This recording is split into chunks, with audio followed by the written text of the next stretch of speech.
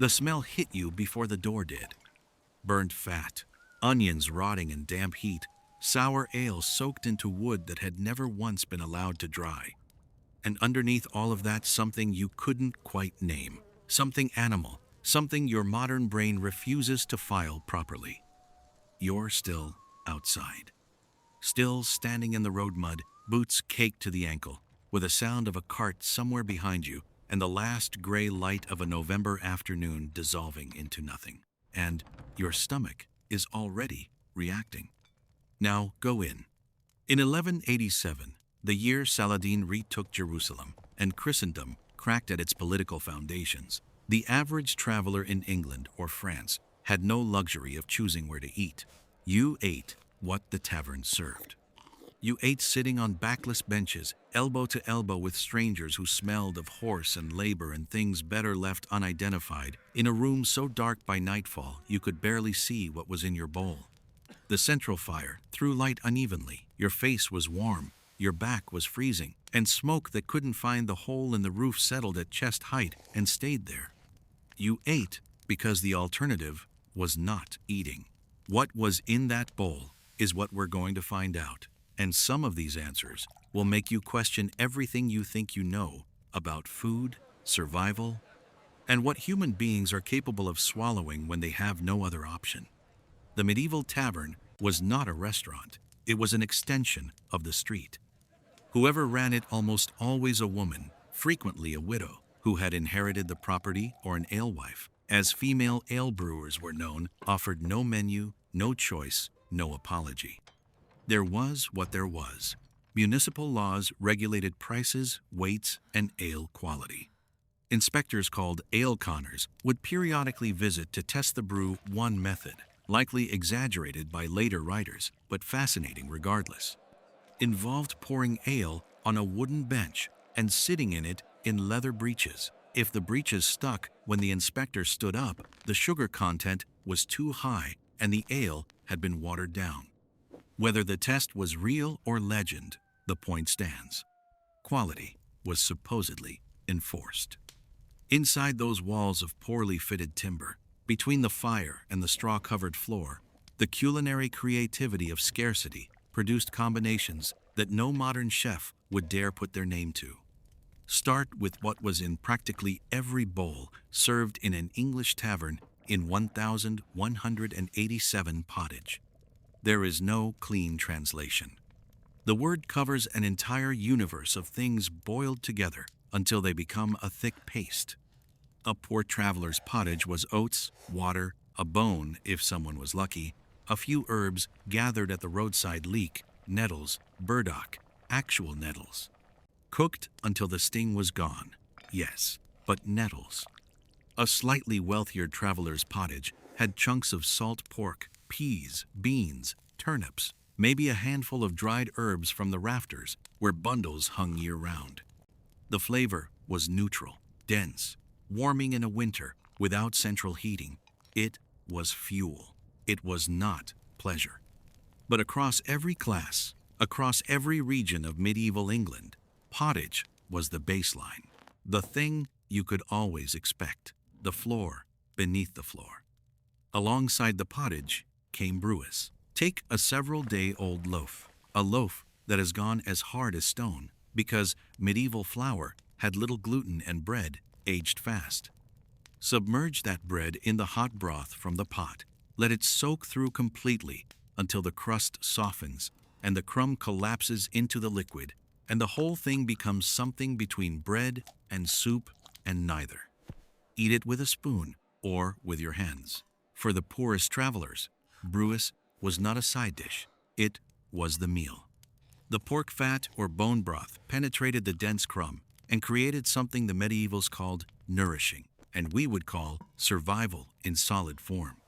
Now the first item that will make you reconsider everything: garbage, not metaphor. That was literally the name of the dish. In Middle English, garbage meant offal liver, heart, gizzard, lung from chicken or duck. You threw everything into a pot with onion, spices if you had money, wine if you were wealthy, water if you were not. You cooked it low and slow until it fell apart and the liquid thickened around it. You served it. Garbage was a perfectly respectable dish in taverns, and even in noble kitchens, the word only acquired its modern connotation of rubbish centuries later. When the emerging middle classes began pretending they had never eaten entrails, had never needed to, had always been the kind of people who left things behind. But in 1187, nobody threw anything away. Nobody could afford the luxury of disgust. The same principle governed the humbles. When a deer was slaughtered, the noble parts, the loin, the rib, the haunch, went to the Lord's table. What remained liver, kidney, heart, intestine, lungs were the entrails, called in Old English the umbles. From these, a dense, heavy pie was made, seasoned with whatever was available, baked in a thick crust, and served to servants and to travelers of lower station. To eat humble pie was literally to eat what was left for those without status.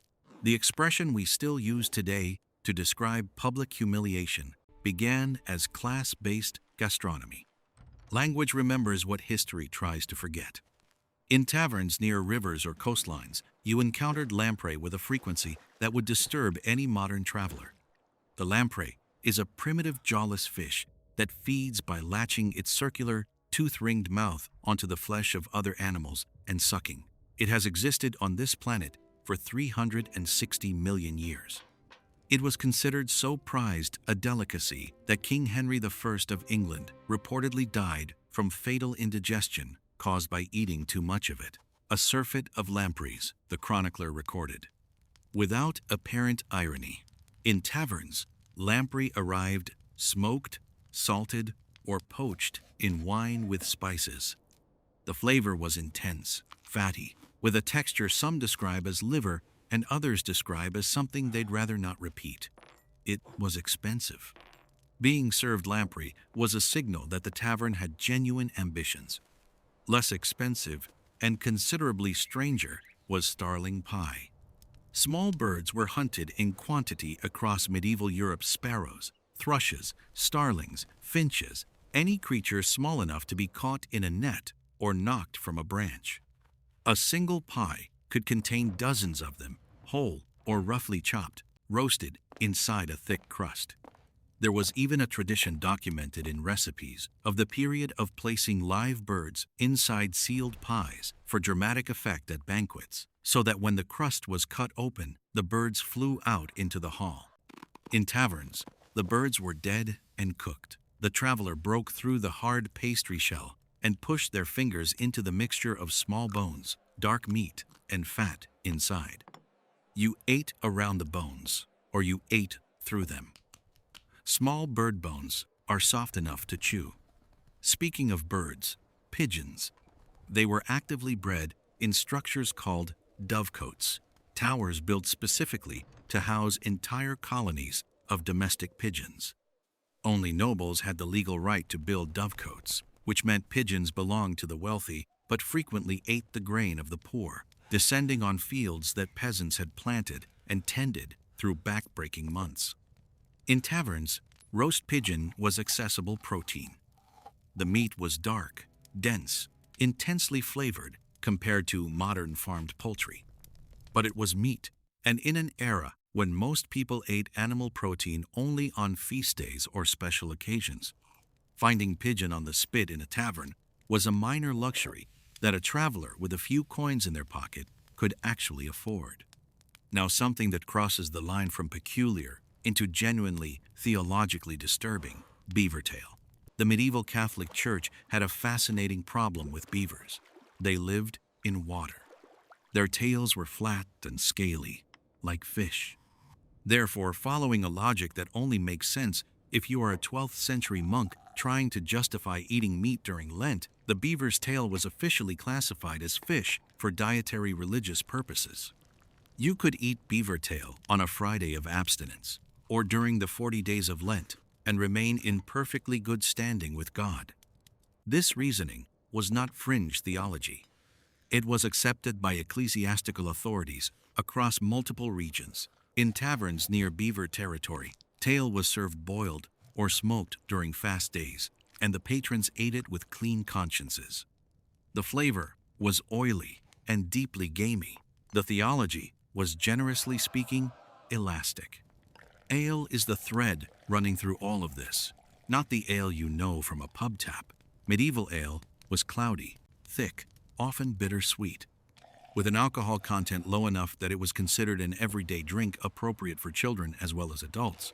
Some estimates suggest laborers consumed up to a gallon a day, mostly because it was safer than water and provided actual calories.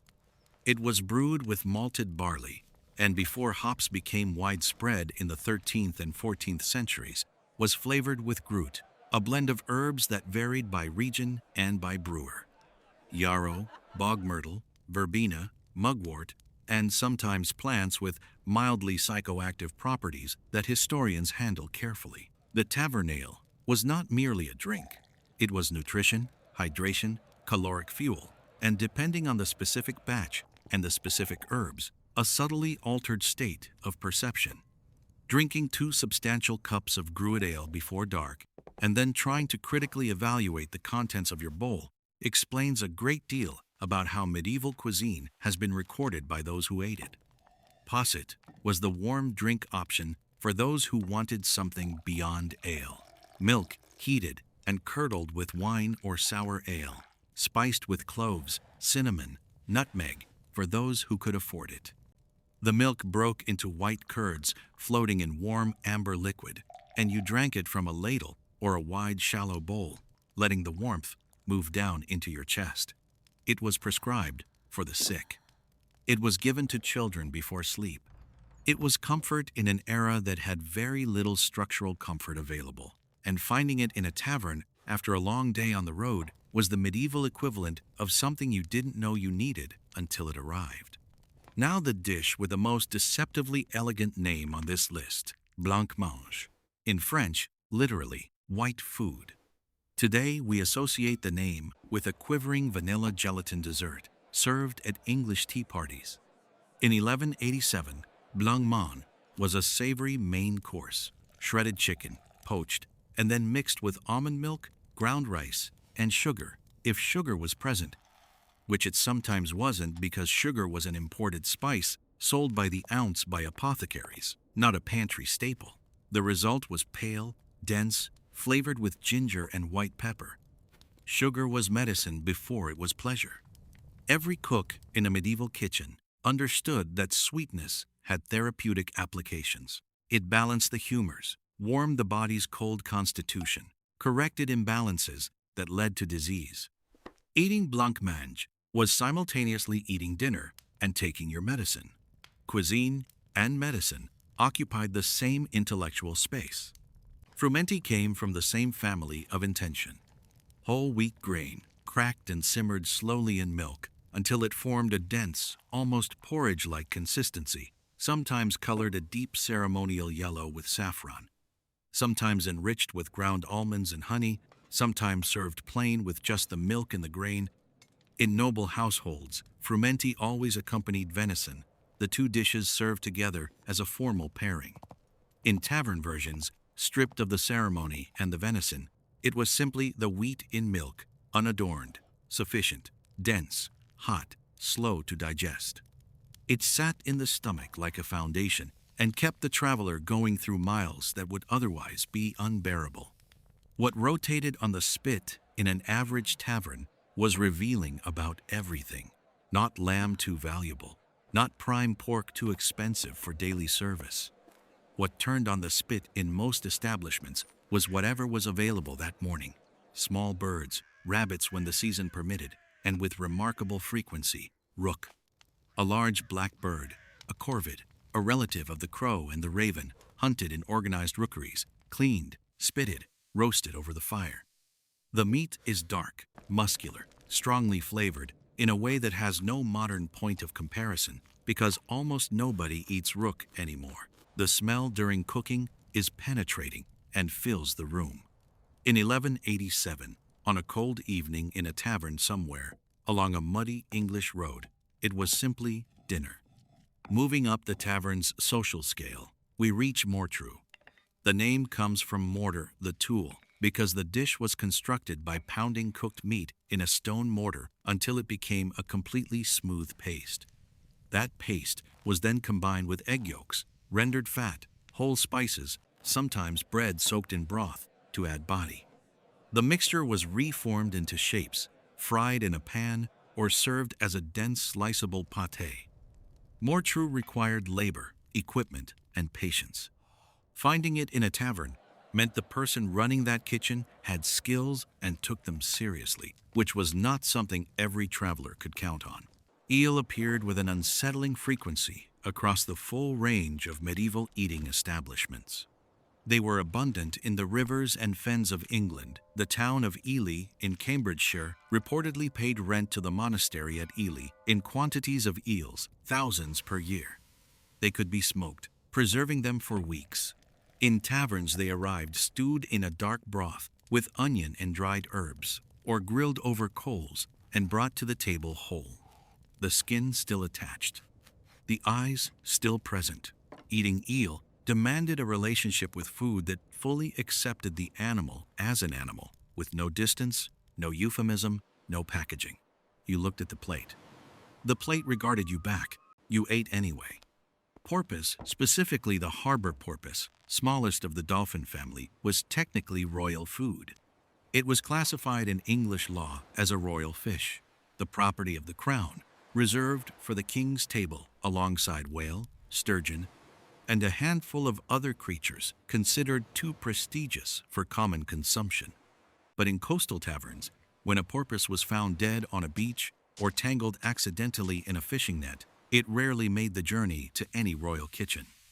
The meat was cooked dark like beef, intensely flavored, dense grained. The form of curry, the recipe manuscript, compiled by the cooks of King Richard II in the 1390s, one of the oldest surviving English cookbooks, includes explicit recipes for porpoise roasted with garlic and seasoned with spice.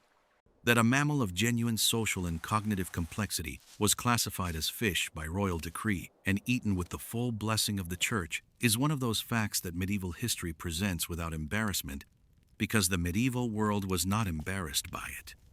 No accounting of medieval tavern food is complete without hedgehog, covered entirely in wet clay, sealed into a ball, thrown directly into hot coals.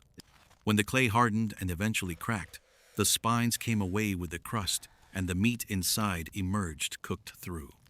The flavor was compared in contemporary accounts to young suckling pig, mild, pale-fleshed, with white fat running through it. In rural English communities, hedgehog was regular, reliable wild game. In Romani cooking, the culinary tradition of the traveling people who moved through Europe for centuries, hedgehog preparation developed into an elaborate craft with specific techniques for different seasons, different sizes, different preparations. These methods survived into the 20th century in communities that continued to cook the way their grandparents had taught them. Parsley and the broader category of kitchen herbs were not decorative. In a world without refrigeration, without any understanding of microbiology, without any means of keeping food genuinely fresh beyond the short window after slaughter or harvest, herbs were the primary tool against the invisible.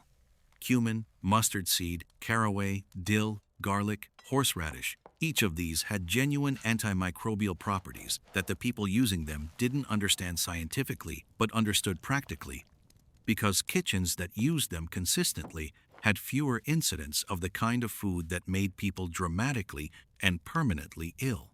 The food that reached the tavern table in August had been through processes of preservation, salting, smoking, vinegar pickling, honey sealing, and then through processes of heat, and still it arrived with an intensity of herb and spice that modern cooking reserves for special occasions. The intensity was the point. It was not decoration. It was armor. Verjuice was everywhere, and almost nobody today has heard of it. The pressed, lightly fermented juice of unripe grapes or wild crab apples, sour, sharp, astringent, somewhere between vinegar and citrus juice in its effect on food.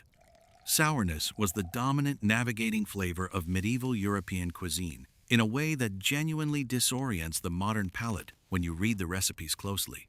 Verjuice went into stews, sauces, marinades. It was drizzled over roasted meat. It was used to preserve fruit. It was mixed into drinks. Dipping bread into verjuice was a simple, cheap meal in itself. Finding a crock of it on the tavern table meant the cook understood what they were doing. Today, verjuice is sold in specialty food shops at prices that would have made a medieval alewife laugh until she cried. Hippocras was the spiced wine served in establishments that had pretensions of warmth and generosity. Red wine, heated, sweetened with honey, spiced with cinnamon, ginger, cloves, long pepper, grains of paradise, then filtered slowly through a conical cloth bag called the Hippocrates sleeve, named after the Greek physician whose shadow fell across medieval medicine in ways that lasted for centuries. The spices were understood as medicinal. Cinnamon warmed the blood. Ginger aided digestion. Pepper stimulated the humors. Drinking Hippocras at the end of a meal was simultaneously drinking a nightcap and taking a tonic. It was expensive. It was warm. And it was the thing a successful merchant or a returning pilgrim with coins to spare ordered after they had eaten. When the fire had died down slightly and the room had filled with the smell of other people's wet wool and the evening had nowhere particular to go. Hanoni was the opposite of Hippocras: quick, cheap, unapologetically basic. Onions chopped rough and fried in whatever fat was available until softened. Then beaten eggs and broth added, and everything stirred over heat until it thickened into something between an egg dish and a soup. It filled a bowl. It was warm. It was made from things that cost almost nothing and kept almost indefinitely.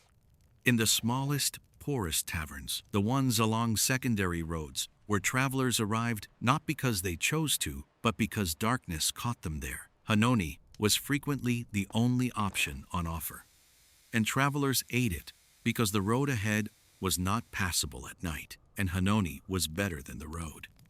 And gruel, not porridge, because the distinction mattered in ways that were social as well as culinary, was the floor beneath the floor. Any available grain, oats most often, thinned in hot water to a pale, barely substantial liquid, no fat, no seasoning, no texture. It had no flavor beyond the faint, neutral starch of whatever grain had gone into it. It was what you served to the sick, whose bodies could hold nothing denser. It was what you served to the desperate, who needed calories and warmth in the simplest possible form. It was what a traveler without a single coin could sometimes obtain in exchange for a night's work, sweeping the tavern floor or filling the water barrels. Gruel was not the bottom of medieval cuisine. It was the acknowledgement that the bottom existed and that people lived there. Which brings us, finally, to the 25th item, the most revealing of all, and the only one on this list that contains no food whatsoever: water. In 1187, in most urban areas of Europe, drinking water drawn from rivers or public wells near populated areas was statistically more likely to make you seriously ill than drinking weak ale. Fermentation killed pathogens in ways nobody yet understood, but everyone had observed. The river that supplied a town with drinking water also received its sewage, its tannery runoff, its butchery waste, its everything before that water reached your cup. Medieval people did not know what bacteria was. The concept would not exist for centuries. But they knew, empirically and collectively, that the river water near towns produced illness, and that fermented drinks did not. Choosing ale over water was not ignorance dressed up as custom. It was practical knowledge accumulated across generations, passed from mother to daughter in every alewife household in England